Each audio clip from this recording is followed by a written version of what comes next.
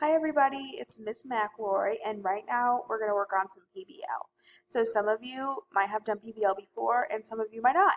And that's really okay, either way. So let's start off with what PBL stands for. So the term PBL means project-based learning. So if we're talking about a project, let's think.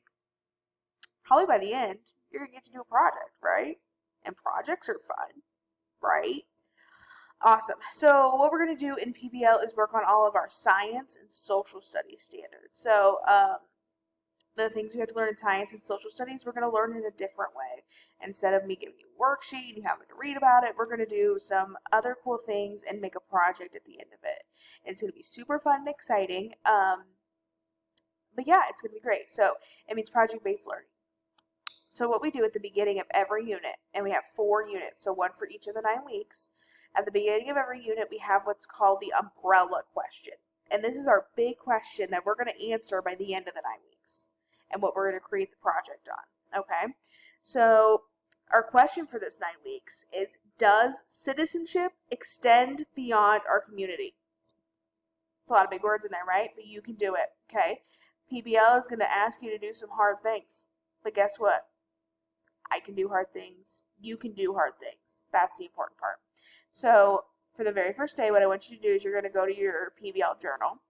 If you're sitting in the school right now, you're going to go to the pull out your PBL journal. If you are at home right now, you need to go to your Google Drive and pull up the PBL journal that you've already created. Okay?